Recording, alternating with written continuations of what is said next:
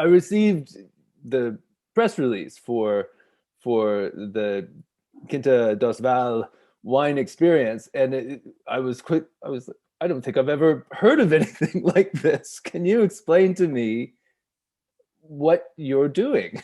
I mean, what is this thing? Sure, sure. I like the description.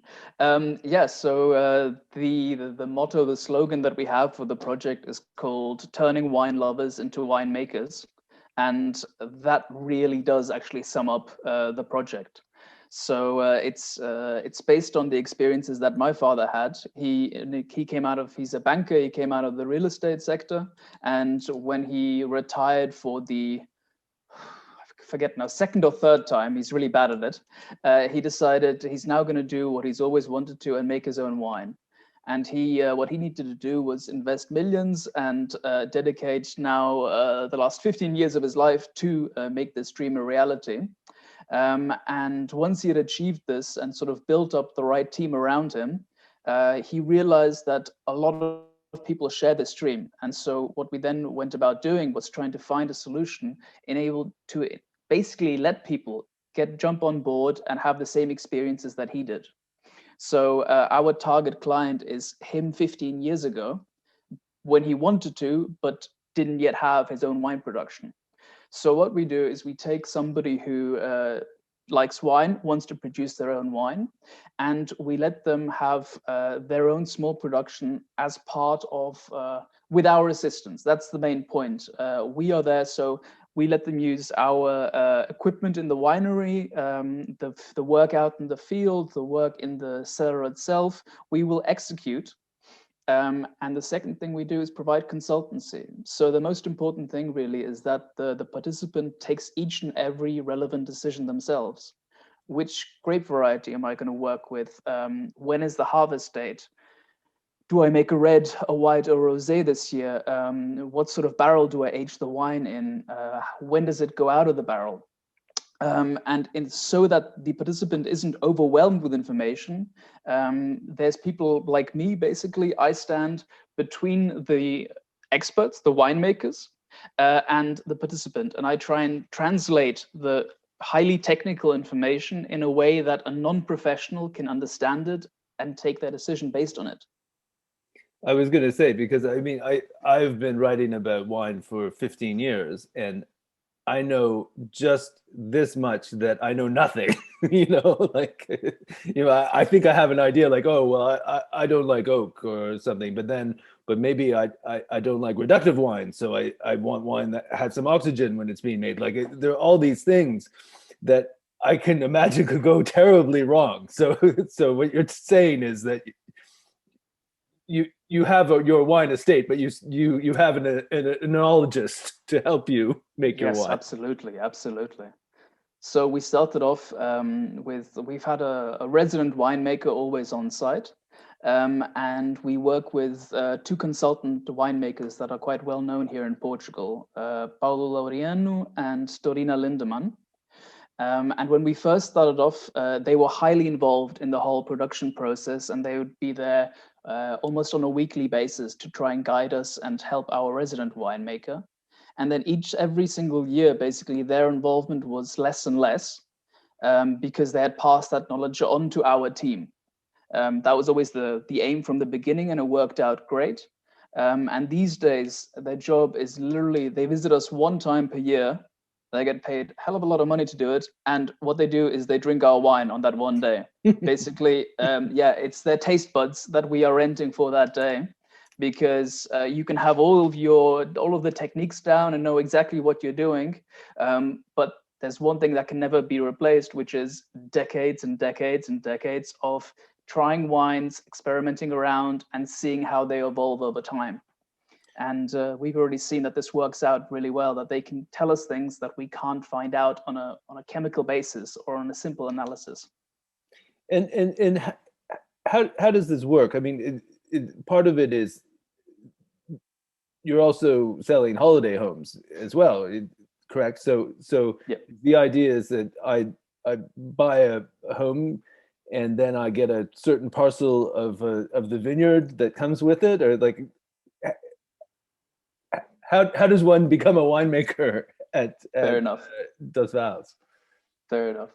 The two projects can be combined, but not necessarily. Okay. So we have owners of holiday homes that, hell, we've got one that doesn't even drink wine. She likes the sight of the vineyard, but she doesn't drink any alcohol. So she just has a holiday home there, and that's it. And we have other winemakers who just, participate in the winemaker experience without the holiday home. But yeah, the ideal package that we try to create is this combination. To make it more tangible, what I can say, I can give the example of a couple that participate in both. So they saw in a similar structure such as this in a webinar, they found out about our holiday homes, the vines, and it sounded crazy to me, but they jumped on board and they made a reservation remotely. They're based in South Beach, Miami. They were impressed and they just decided, okay, that's going to be mine. And later they found out about this idea that we also have the winemaker experience. And so they got in contact with me and we discussed the different options. And I explained basically what I'm explaining now, how it all works, where the vineyard is, what happens with the grapes, how we guide the participants and so forth. And they also decided to participate in that. So now they still live in South Beach, Miami. They have their holiday home on site at Quinta dos Vales, and they've got a parcel they chose Touriga Nacional. It's pretty much the best known Portuguese red wine variety, also the favorite of most Portuguese people, also my favorite. They chose a field of that, a small parcel. They've got about 500 square meters, so 200 vines. And so all the grapes that are grown in that field are then transformed into their wine, separate completely from our production. It's the same team that works their production and that works our production, but they decide each and every relevant decision. So for instance, we actually have a parcel right next to theirs, also of Touriga Nacional, because it's a bigger field and they only have part of it. We usually harvest at different times, but we have it marked, where's theirs, where's ours. And how many bottles is 500 square meters or 200 vines? What on a typical vintage, how much wine is that? It's a full barrel, so 225 liters, 300 bottles. Because this was the most difficult number to come to, because the 200 vines also varies between different varieties. So a more productive variety that produces more kilos per vine, we would recommend that people choose a smaller parcel, so less vines, because it's all reverse calculated so that the final production isn't too much, but does allow the production to be separate. 50 liters wouldn't be possible because you can't fill the barrel. You need to fill the barrel, otherwise you'd have to mix their wine with our wine. Right. So that's the main thing. Volume, you've identified it correctly, is really one of the most crucial points there. And 300 bottles you can get through in a year. For sure. But where does the wine go? I mean, do you ship it to North America or keep it in the cellar? Like, what happens to the wine? Either option is a possibility. So what most people do is they would store part of their production on site at Quinta dos Vales and ship part to wherever they call home. Right. So we also have winemakers located here in the Algarve. So they literally just come with their car and fill it up with boxes of wine. Whereas we ship annually to Germany, our first participant in this project. It sounds like a marketing gag, but it's true. His name is Dr. Vine. Yeah, I mean, I organized the trip that he come visit us, but I thought this was like a username or something because it came through a magazine. And then he shows up and his name is actually Dr. Vine. At that point, I knew he's going to participate. He doesn't really have a choice. Right. And so, yeah, we ship basically, he has 3 vineyard parcels. So he produces between 700 and 800 bottles every year. And he leaves a little reserve in Portugal always when he's on holiday that he can, drink his own wine. and the rest then gets shipped to his home in Germany. That's amazing. Is anybody else in the world doing this? I've not heard of I've heard of wine experience. In fact, I stayed in a hotel in the north of Portugal that had a wine experience, but never a wine making experience. And so, yes, there is one company which is in Argentina that offers a very similar experience, but they're much more in the luxury segment than we are. So I think they even have a Michelin restaurant on site and all that. But in the Northern Hemisphere, we have not found anyone yet that does the same thing,